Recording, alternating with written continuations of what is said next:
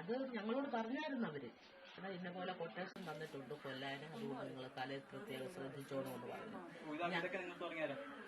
ഈ കൊട്ടേഷൻ കൊടുത്തെടുത്ത പിള്ളേര്, ആ പിള്ളേരിപ്പോ ജീവിച്ചിരിപ്പില്ല. അവർ രണ്ടുപേരും മരിച്ചുപോയി. അപ്പം പറഞ്ഞിട്ട് തല ഞങ്ങൾ പെങ്ങളെ പോലെ കണക്കാക്കുന്നത്, പക്ഷെ അവളെ കണ്ട ഞങ്ങൾക്ക് കൊല്ലാൻ തോന്നുന്നതോടാന്ന് ചോദിച്ചു. അതുകൊണ്ട് നിങ്ങൾ ശ്രദ്ധിച്ചോണം അവളെ. ഇവന്മാര് ഞങ്ങൾക്ക് പറ്റിയില്ലെങ്കിൽ ഞങ്ങൾ ചെയ്യാത്ത കൃത്യം അവന്മാര് തന്നെ ചെയ്യുമെന്ന്. അവർ ചെയ്തതായിരിക്കും. അങ്ങനെ ഇപ്പൊ നമുക്ക് വിശ്വസിക്കാൻ പറ്റുന്നുണ്ട്. അപ്പൊ അവരുടെ ഇത്തരത്തിൽ 15 വർഷം ഈ കലയെ കാണാതിരിക്കുന്ന ആ സമയത്ത് നിങ്ങൾക്ക് പ്രത്യേക സംശയം തോന്നിയില്ല? ഞങ്ങൾ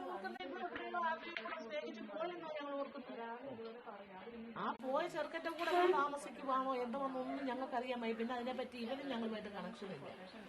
അവളെ വേണ്ടാന്ന് വെച്ച് അവൻ 15-ാമത്തെ ദിവസം വിവാഹം കഴിച്ചു. അവരെ 2 പിള്ളേരുണ്ട്. ആദ്യത്തെ വകയിൽ ഒരു മോനുണ്ട്. ആ മോനിപ്പം +1. നിലവിൽ സൂരജ് എവിടെയാണെന്നല്ലോ അറിയാവോ? അവരെവിടാണെന്ന് അതൊന്നും ഞങ്ങൾക്കറിയാൻ വയ്യ. ഈ പയ്യനെ ഒന്നും ഞങ്ങൾക്കറിയാൻ വയ്യ.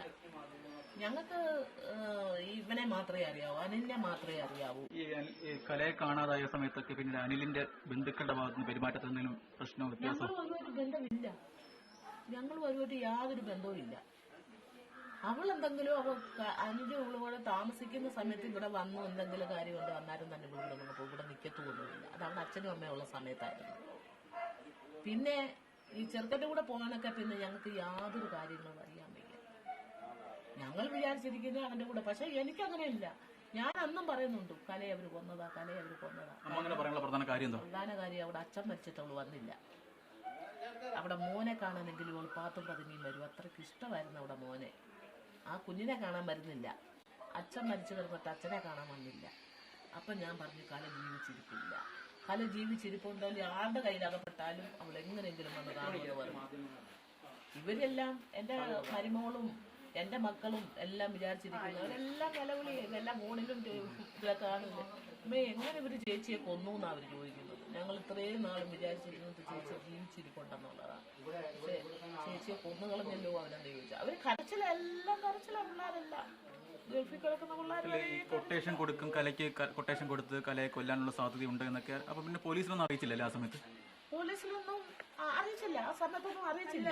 അത് പോലീസ് അറിയിച്ചതിന്റെ കാരണം ഇങ്ങനെ പറഞ്ഞെങ്കിലും അവര് തിരിച്ചു പോകുന്നത് അവര് പറഞ്ഞു. അവർക്കറിയാവുന്ന പിള്ളേരായതുകൊണ്ട് അവര് തിരിച്ചു പോകുന്നു. ഞങ്ങളുടെ കലയാണ് കണ്ടത്, ഞങ്ങൾ അങ്ങനെ ചെയ്യുക. ഞങ്ങൾ അതുകൊണ്ട് എന്നാലും അവര് പറഞ്ഞായിരുന്നു.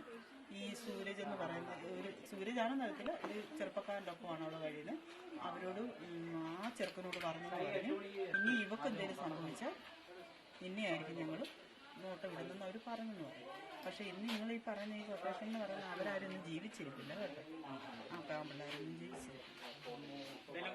അനിലുമായിട്ട് പിണങ്ങാനുള്ള പ്രശ്നങ്ങൾ പിണക്കമൊന്നും ഞങ്ങൾക്കറിയത്തില്ല. അനിലുമായിട്ട് പിണങ്ങിയത് പോലും ഞങ്ങൾക്കറിയത്തില്ല. അവൻ വിദേശത്ത് കിടക്കുന്നു, അവനുമായിട്ട് എന്തോ പിണങ്ങി. ആ സമയത്താണ് സൂരജുമായി അടുപ്പത്തിലാവുന്നത് അവര് പറയുന്നത് നമുക്കറിയത്തില്ല. അവരെല്ലാം അവര് പറഞ്ഞിട്ടുള്ള ഇതേ ഉള്ളൂ. അല്ല ഞങ്ങൾക്ക് അവളെ ഇതിനെപ്പറ്റി ഒരു വിവരം ഞങ്ങൾക്കില്ല. ഈ കല ഇവിടുന്ന് പോയതിനു ശേഷം അനില് നിങ്ങളെ ഈ വീട്ടിൽ വന്നിട്ടുണ്ടായിരുന്നോ? വീട്ടിൽ വന്നില്ല.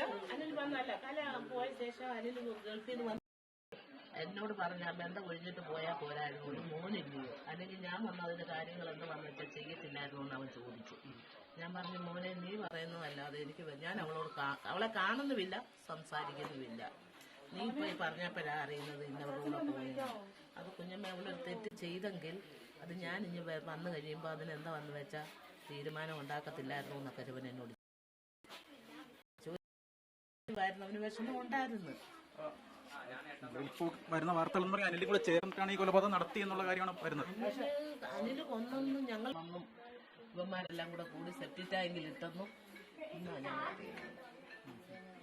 ഇന്നാ എല്ലാ കാര്യങ്ങളും വിശദീകരിച്ചറിയുന്നത്. ഈ നിലവിൽ ഈ കസ്റ്റഡിയിൽ എടുത്തിരിക്കുന്ന പ്രതികളുമായിട്ടൊക്കെ അനിൽ അത്രത്തിലുള്ള അടുപ്പമുണ്ടായിരുന്നു? അവര് ബന്ധുക്കളാ, അവരെല്ലാം ബന്ധുക്കളാ, ചേട്ടനെയും മക്കളൊക്കെയാ.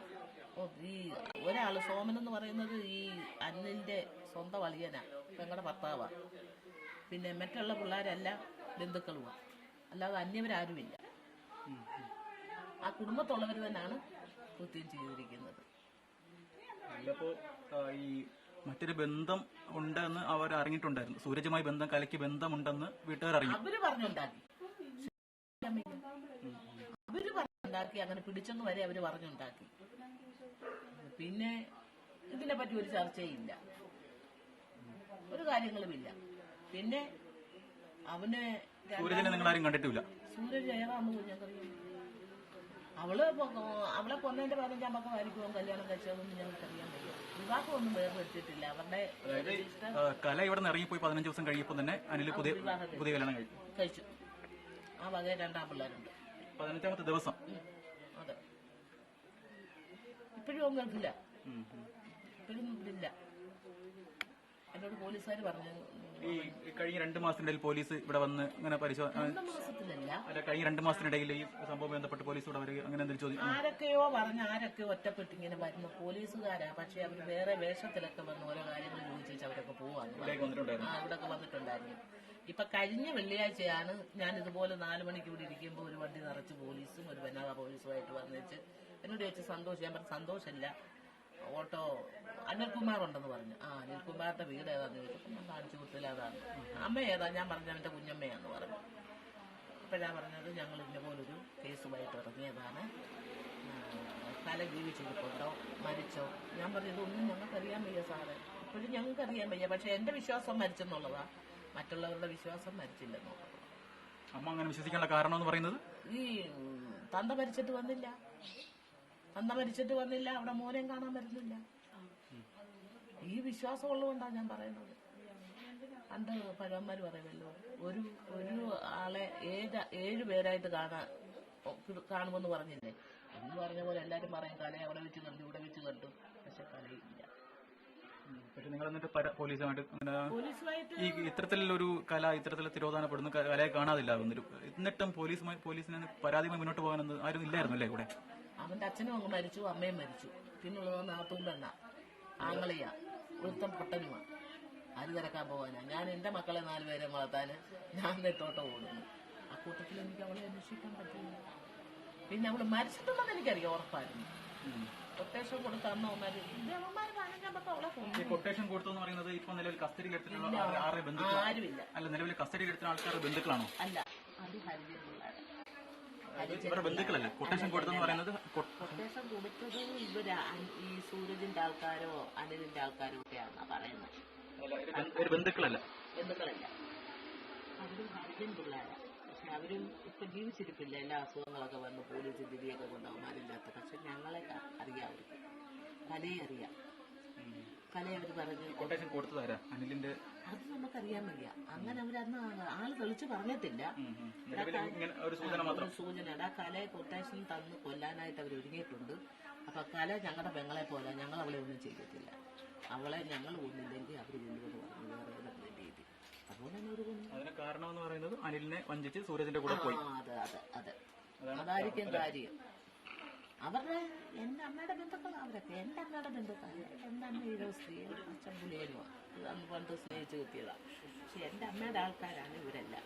പക്ഷെ അങ്ങനെയുള്ള സ്നേഹക്കുറവൊന്നുമില്ല, അവർക്ക് സ്നേഹമുണ്ട്. ഇവളോട് സ്നേഹക്കുറവ് അവിടെ അമ്മായിമ്മയ്ക്ക് മാത്രമേ ഉള്ളൂ, അമ്മായിമ്മയുടെ അമ്മായിപ്പനും.